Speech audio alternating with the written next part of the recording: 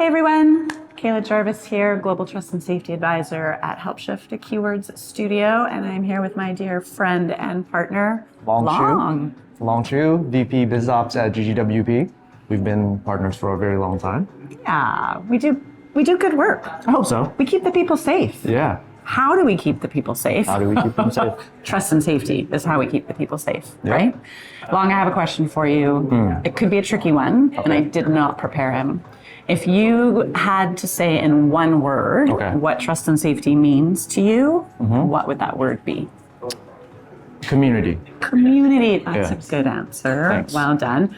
Why do you say community? I think community requires everyone to be involved, the people showing up to a platform and experiencing the platform, but also the people taking care of the platform, us and the platform developers themselves. Yeah, absolutely. I really love that because community, as he said, is absolutely everybody. You have your internal teams that are part of the community, you have the game teams that are part of the community, and of course the most important people, the players that are part of the community.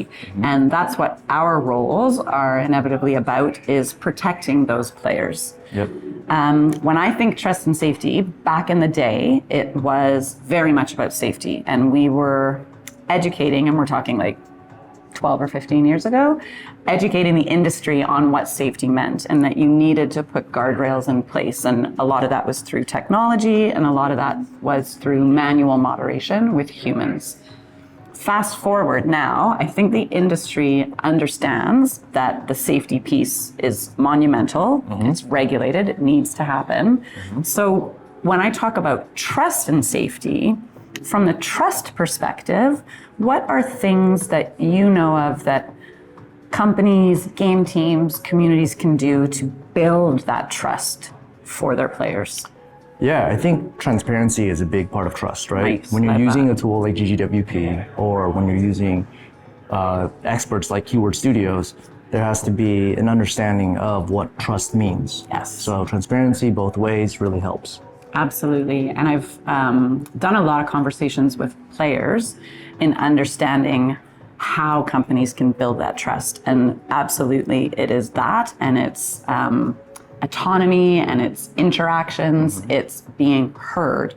And what I love from a trust and safety perspective when we talk about technology and we talk about humans is how technology has evolved so much.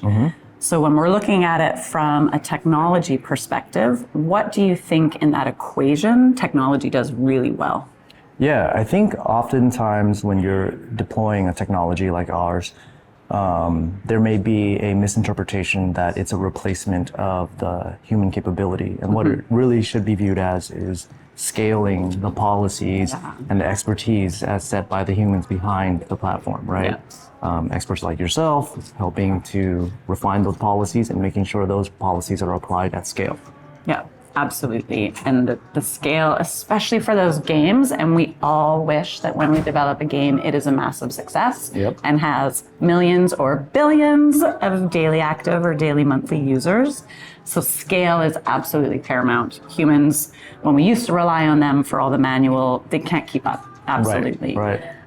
When you're onboarding a new customer from the technology perspective, what are you thinking about? What are like the key points that the game team, the client side, needs to consider? Yeah. Important things are, what is most important to you, right? Not everything can be important, and what do we prioritize? Yes. And when we prioritize those things, the outcome is more refined. We need to be sophisticated about what we're targeting on which platform, which means like policy needs to be very well defined. And oftentimes, if you're building your game for the first time, consulting experts like Kaila can help you refine those policies. And then when those policies are well defined, then a tool like ours can really help scale the impact of those policies. Yeah, for sure. And when we flip it, because we are talking about better together, and we look at the human aspect, what I've seen in the industry shift is game teams and companies, they're tasked with doing so much more with less resources, less budget.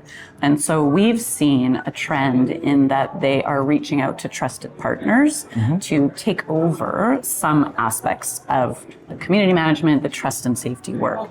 So when they implement a strong technology, and then they have the humans, what role do you see complementing your technology from a human perspective? Yeah, I think what our tool does is it removes a lot of the pedantic,